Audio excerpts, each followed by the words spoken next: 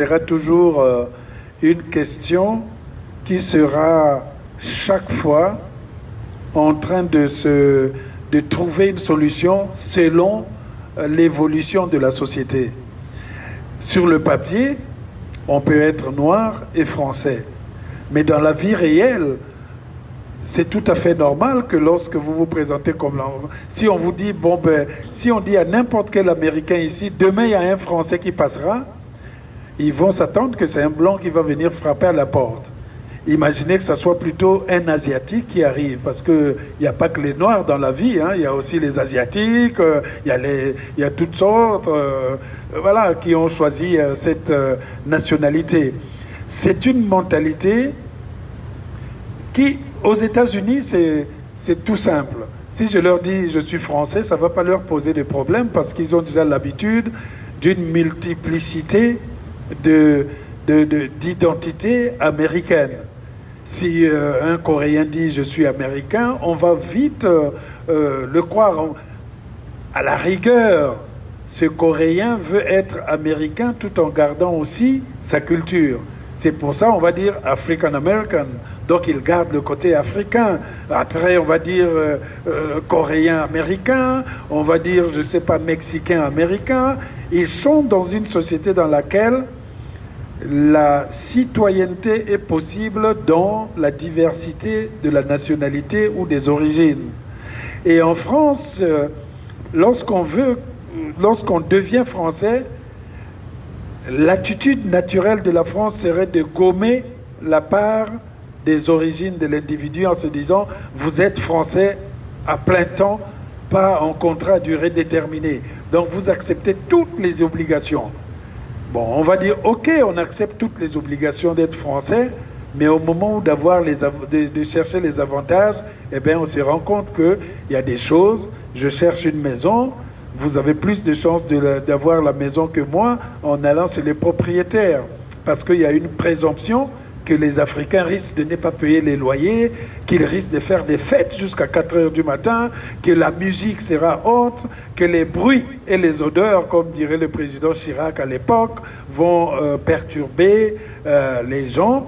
Donc ce sont ces préjugés qui vont disparaître petit à petit avec l'acceptation de ce que nous sommes. Regardez la polémique qu'il y a aujourd'hui avec Aya Nakamura sur le fait qu'on a dit elle va chanter Edith Piaf à l'ouverture des Jeux Olympiques, mais il y a des Français qui voulaient se jeter dans la Seine pour mourir une bonne fois. Il dit je ne peux pas voir ça de ma vie. Tous, même les vieilles gloires des chanteurs, on n'a pas entendu pendant 47 ans. Il dit ah non, il y a des gens plus intéressants qui pourraient le faire. Donc je comprends. C'est tout à fait normal que même un jour, en Afrique, si on arrive, un blanc qui a pris la nationalité congolaise et qu'on nous dise le blanc là va nous représenter aux Jeux Olympiques, il y aura un moment où il y a un groupe de noirs qui va dire non, vous avez bien réfléchi, les blancs là, non, il va amener la coupe en France. Donc il y a toujours cette sorte de crispation. Il faut laisser les générations travailler avec aussi les générations des Blancs. Parce que moi, je travaille avec des auteurs comme Pascal Blanchard, on écrit des livres ensemble, on discute de ces questions noires. Mais même avant nous, les anciens, les Senghor, les Césaire, ils travaillaient avec les Jean-Paul Sartre, ils travaillaient avec les Camus. C'est grâce aux Camus, aux Jean-Paul Sartre et les autres qu'on a poussé à s'installer le mouvement de la négritude en France. Parce que ça ne serait jamais rentré chez les intellectuels français là-bas. Donc, oui, si je disais que non, je ne crois pas qu'on peut être noir et français, ça veut dire que je perdrais l'espoir. Si on fait des films comme ça, c'est pour aussi conscientiser les enfants depuis le bas âge.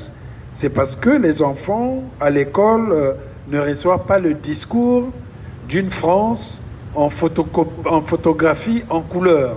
On a toujours présenté la France dans une photographie blanche, en noir et blanc. Voilà le type français. Voilà. Mais donc, c'est à nous aussi de faire des actions, de ramener de nos cultures d'origine les éléments qui vont rafraîchir l'imaginaire en français. Parce que l'imaginaire en français, ce n'est pas que l'Académie française. C'est aussi le français qui se parle en Côte d'Ivoire, le français qui se parle au Sénégal, le français qui se parle aux Antilles, le français qui se parle au Québec, etc., etc. C'est ça qui fait le génie de demain. Et si la France veut rester petite, elle restera blanche. Si elle va être grande, elle est obligée de faire rentrer dans la maison tous ceux qui, parfois de façon bénévole, travaillent pour son rayonnement. Voilà.